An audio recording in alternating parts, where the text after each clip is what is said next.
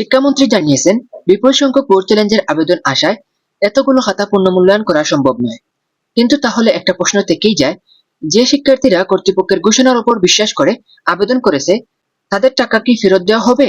নতুন নীতিমালায় যদি লাখ লাখ শিক্ষার্থীরা বাদ পড়ে যায়, তাহলে তাদের আবেদন ফি ফেরত দেওয়া উচিত কিনা আজকের ভিডিওতে আমরা সেটাই আলোচনা করব। তাই ভিডিওটা অবশ্যই শেষ পর্যন্ত মনোযোগ দিয়ে দেখবে।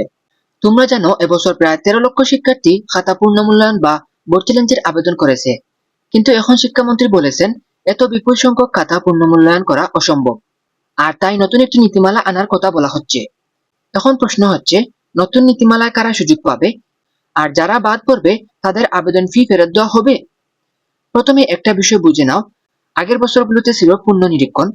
সেখানে মূলত নাম্বার যুগে ভুল হয়েছে কিনা, কোনো তথ্য বাদ পড়েছে কিনা এসবই যাচাই করা হতো।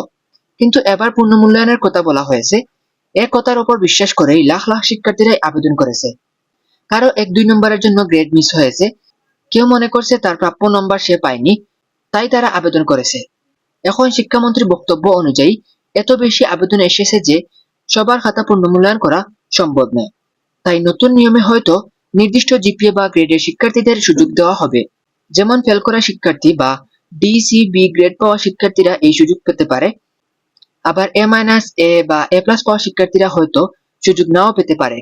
তবে এগুলো এখনো সম্ভাব্য বিষয়। চূড়ান্ত নীতিমালা প্রকাশ না হওয়া পর্যন্ত নিশ্চিতভাবে কিছু বলা যাচ্ছে না। এখন আমার মূল কথা হলো, স্যার, যদি নতুন নিয়মে লাখ লাখ শিক্ষার্থীদের বাদ দেওয়া হয়, তাহলে যারা বাদ পড়বে তাদের আবেদন ফিটা ফেরত দেওয়া উচিত। কারণ তারা আপনার ঘোষণার ওপর বিশ্বাস করেই আবেদন করেছে। ধরে নাও প্রায় 13 লক্ষ শিক্ষার্থীরা আবেদন করেছে এবং প্রত্যেকে 150 টাকা করে দিয়েছে। তাহলে মোট অর্থের পরিমাণ দাঁড়ায় প্রায় 19,50,00,000 টাকা।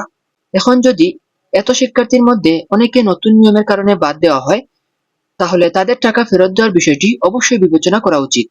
কারণ তারা সুযোগ পাওয়ার আশায় টাকা দিয়ে আবেদন করেছে। তাই নতুন নীতিমালায় কারা সুযোগ পাবে এবং যারা সুযোগ পাবে না তাদের ফি কি হবে, এ বিষয়টি কর্তৃপক্ষকে পরিষ্কারভাবে জানাতে হবে। তবে এখনই হতাশ হয় না, চূড়ান্ত নীতিমালা প্রকাশ না হওয়া পর্যন্ত অপেক্ষা করো। নতুন কোনো আপডেট এলে আমরা তোমাদেরকে জানিয়ে দিব। তো সবাই ভালো থাকো, সুস্থ থাকো। আল্লাহ হাফেজ সবাইকে।